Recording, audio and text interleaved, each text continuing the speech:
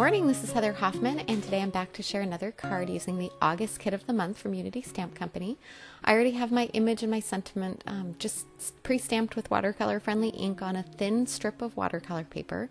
The height of it is the height of a A2 card, so it's 5.5, and then I don't remember exactly how wide. It's just wide enough to fit my image and sentiment comfortably with a little bit of space on each side. And I have my Daniel Smith watercolors, and I'm just going to quickly watercolor in my image. I'm not doing anything too crazy or specific.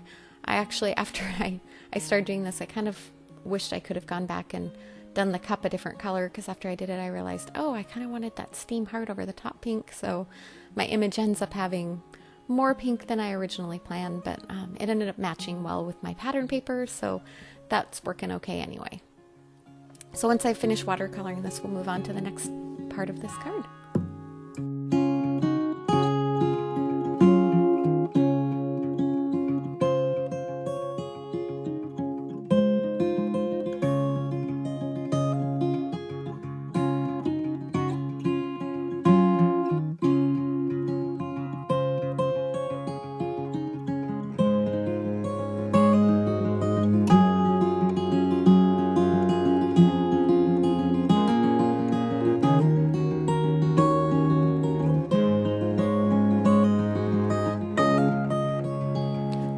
Okay, now my image has been fully watercolored and it's dried. I'm going to grab just a paper lace doily. This is a 5-inch wide doily. You can use any size, and you can use scissors to cut around just to take the lacy edge off. I almost just like to tear it with my fingers, like you can see here. And what we're going to do, so you can see this is a round piece of doily, but we're going to create kind of a paper lacy edge using this. And I'm going to add a good bit of adhesive along that one side. And a lot of times if you're worried about running out or not having enough, I'll start in the middle and work out to each side.